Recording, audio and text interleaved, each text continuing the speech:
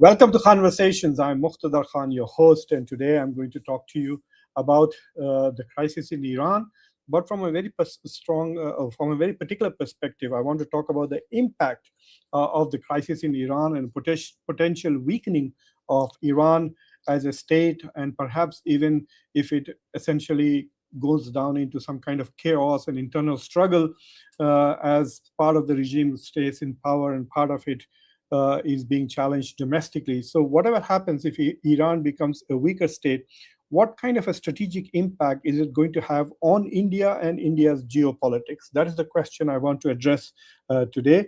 So, those of you who have not already subscribed to the channel, please subscribe to the channel, like this video, press the bell icon, and don't forget to share it with your social political network. So, the first impact that it is going to have really is on India-Iran trade. Already, Donald Trump's threat to impose 25% additional tariffs on countries which are trading with Iran has already made India stop what it was doing. Already India had stopped buying Iranian oil. In 2018, India's trade with Iran was close to $14 billion. And now that has completely gone down to about $1.3 billion, with India having a trade advantage or a positive trade balance of over 14, about 600 to 18. This is distracting me. 600 to 800 billion dollars worth of trade. The trade is not that significant, but the trade is not very significant, but the fact that there is a trade with Iran is fundamentally important, and you will understand that as I continue to talk. But the first and foremost, the most important impact will be that the trade between India and Iran will suffer. So, and that is a loss. There are some businesses which depend on their exports to Iran, and that will cause a severe damage to their interests. But there is a roll-on effect of that, and I will talk about that. The second impact of a weakened Iranian state or a chaotic Iranian state is on the very fact that Iran is India's gateway to Central Asia. So Iran has a port called the Chabahar port that India has invested in close to $1 billion in the past 10 years. And while Donald Trump has initially prevented India from trading, now there are discussions that India will be able to use Chabahar port. But this is fundamentally important. India's access to Afghanistan is from Iran. India does not have any direct access either to Afghanistan or all the Central Asian states with whom India has been working very hard to develop positive relations and trade relations. And India does have a good, healthy national security related cooperation with the 5 Central Asian states. And now India is also trying to establish and increase the amount of trade it has with these Central Asian states. But the access to the Central Asian state is through Iran.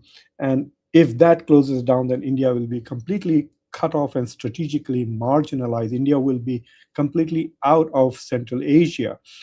And that is something that we need to really focus, because Central Asia and Eurasia are important parts. Plus, the North-South trade corridor also goes through that region. And if India is cut off from Iran, then that access also to the North-South trade corridor would also disappear for India. So the second potential consequence on India strategically of a weakening Iran, of a collapsing Iran, is that its access to Central Asia will be cut off, and even the trade routes and the trade corridors which go through the Central Asian territories. The third challenge for India is essentially what is going to happen if the United States and Israel attack Iran. As the President Trump has been threatening already, Israelis have claimed that they are playing a major role inside Iran in instigating and supporting the protests. We all know that Iran has been completely penetrated by Israeli intelligence. in the past few years, the way they assassinated all the Iranian nuclear scientists and the way killed Hania, the Hamas leader who was in a guest house of IRGC. So we know that Israel does have a very strong presence, and Iran is already accusing both Israel and the US of fomenting this. So if all this crisis goes on, but this particular regime survives, then we have a problem because Iran is going to move more and more into the orbit of China. And as a result of that, we will have this bifurcation of China becoming of Iran becoming part of the Chinese orbit, and meanwhile, the other major player in this region in the Gulf and the Middle East, Saudi Arabia, is now in a defense pact with Pakistan, and Pakistan has very close relations with China. So we see this emerging new kind of an alignment in the Middle East and the Gulf with Saudi Arabia, Pakistan, China, Iran, and India is left out. And because India is so close to Israel, to some extent, India now is the closest friend that Israel has outside the United States.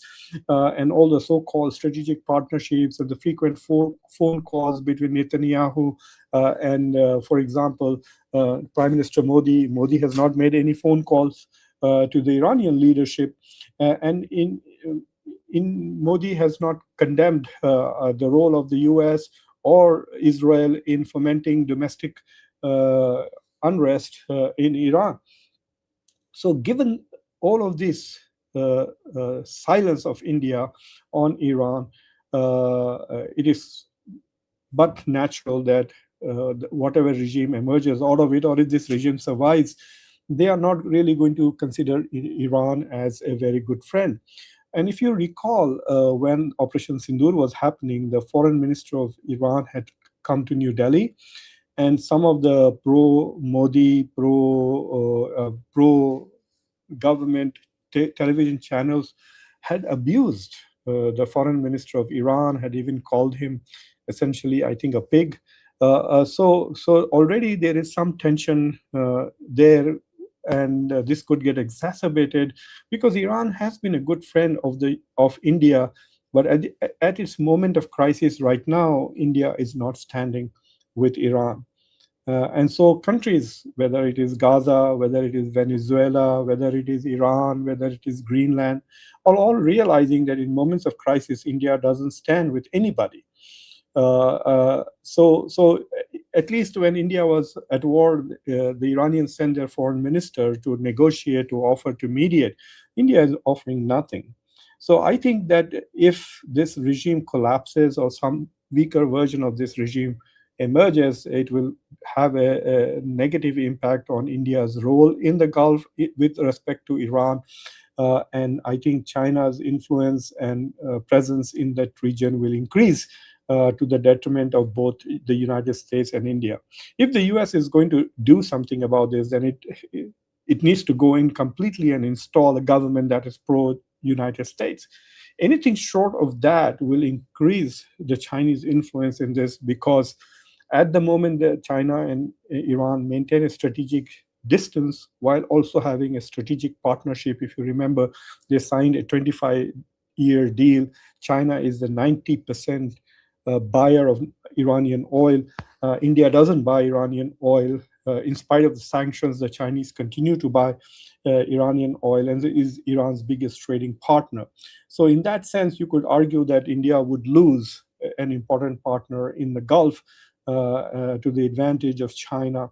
And India ultimately, perhaps in the Gulf, will be left with only Israel as its partner. And remember, Israel, for all its power, is essentially a proxy to a great extent, of the US, and it's not a major economy, really. $600 billion is total GDP. So the fourth consequence of a weakening Iranian state, a chaotic Iranian state, is an advantage to Pakistan. I've already said as to how a closer relationship with Iran and China will help Pakistan, because so far, to a great extent, Pakistan and Iran, in spite of both claiming to be Islamic republics, have not really been great partners. In spite of the fact that both claim to be Islamic republics, they have not been great strategic partners, partly because Pakistan was supporting the Sunni Taliban and Iran is a Shia state. And so, in many ways, the extremists, the Sunni extremists who were threats to India, were also a threat to Iran in that sense, and therefore India had some strategic convergence with Iran with regards to Sunni extremism, which was partly supported and fomented by the Pakistanis. But now things could change dramatically because India would not have a counterbalance to Iran in OIC and other summits because Iran, by becoming a part of the Chinese orbit, would, in that sense, also become a kind of a quasi partner with Pakistan. And that is the fourth negative consequence of this chaos that will emerge. I'm quite disappointed by the remain silent, say nothing, don't take any sides posture of Prime Minister Modi and Indian foreign policy. They seem to be scared shit of everything. They're scared shit of upsetting Donald Trump. They're scared shit of talking about the violation of sovereignty, whether it's in Venezuela or in Greenland. They're scared shit of talking about Iran. They're scared shit of talking about the genocide in Gaza. It appears that all the talk of 56-inch chest and India is a robust country, major world power, it's a multipolar world, and India is the fourth biggest economy in the world, etc. With all of this talk, India has become irrelevant to most of the major crises in the world. If you are in Venezuela, are you looking to India for any help? No. If you are in Greenland, are you looking to India for any help? No. If you are in Gaza, are you looking to India for any help? No. India is selling weapons to Israel. On the contrary, India is helping Israel.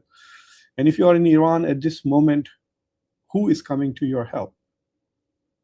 It's not India. So I think that India's current manner, its fear of upsetting Donald Trump and its obsessive relationship with Israel has made it a relatively weaker state in the Gulf and in the Middle East, with whom it traditionally had very good relations with Iran and other Gulf countries. In fact, India's third biggest trading partner after the US and China is United Arab Emirates. So in that sense, I think that India's foreign policy at the moment is not serving the long-term interests of India as an important voice of the global South, as an important non-aligned player. And the fear of upsetting Donald Trump has made India completely impotent when it comes to major issues in global affairs today. So thank you for watching Conversations. And if you have not already subscribed to the channel, do subscribe to the channel, like this video, press the bell icon, and don't forget to share this with your socio-political network. Until next time, I'm your host, Muqtada Khan. Take care.